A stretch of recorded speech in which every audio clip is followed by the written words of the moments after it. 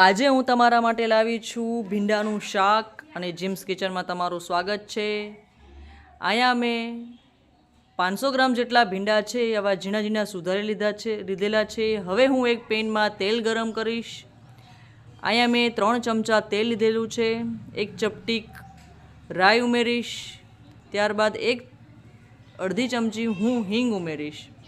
આપણું તેલ વ્યવસ્થિત રીતે ગરમ થાય એટલે હું વારાફરતી બધા જ ભીંડાને આમાં ઉમેરી દઈશ। તમે જોઈ શકો છો, તમે ભીંડાના શાકમાં તેલનું પ્રમાણ છે થોડુંક વધારે રાખવાનું છે, જેથી કરી આપણો જે ભીંડો છે તે ચીકણો ન થાય। ત્યારબાદ મેં અહીંયા લસણને અધકચરું ખાંડી નાખેલું છે, એકદમ બારીક ખાંડવાનું નથી। હવે ધીરે ધીરે આપણો ભીંડો છે તે ચડી રહ્યો છે, ત્યારે એમાં હું મીઠું અને હળદર ઉમેરીશ। હળદરનું પ્રમાણ અત્યારે આપણે આમાં થોડુંક ઓછું ઉમેરવાનું છે। હવે ઉપરથી હું ઠંડુ તેલ એમાં ઉમેરીશ।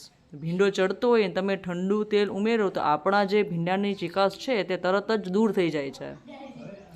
વધારે એને આપણે સાતળવાની જરૂર પડતી નથી, એની જે લાર છે તે બળી જાય છે।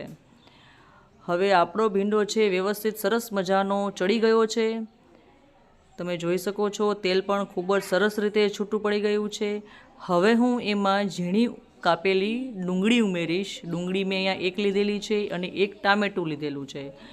હું બધા જ શાકભાજીને વ્યવસ્થિત મિક્સ કરી દઈશ। તમે જોઈ શકો છો આવી રીતે આપણે મિક્સ કરી દેવાના છે। ભીંડો આપણો ચડી ગયો છે, ભીંડાની ચીકાશ પણ દૂર થઈ ગઈ છે। નીચે ચોંટી ન જાય તેનું આપણે ખાસ ધ્યાન રાખવાનું છે।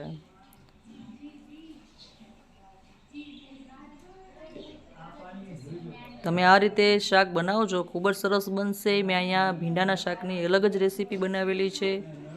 હવે ઉપરથી હું 1 ચમચી કાશ્મીરી લાલ મરચું ઉમેરીશ અને અડધી ચમચી હું તીખું મરચું ઉમેરીશ, જેથી કરી આપણું શાક દેખાવમાં પણ સરસ લાગે અને ખાવામાં પણ ખૂબ જ તીખું, અથવા તો તમને જે પ્રમાણેનો ટેસ્ટ ગમે તે પ્રમાણેનો તમે નાખી શકો છો। હવે ઢાંકી અને હું ફક્ત 5 જ મિનિટ એને ચડવા દઈશ। તો તૈયાર છે આપણું સરસ મજાનું ભીંડાનું શાક।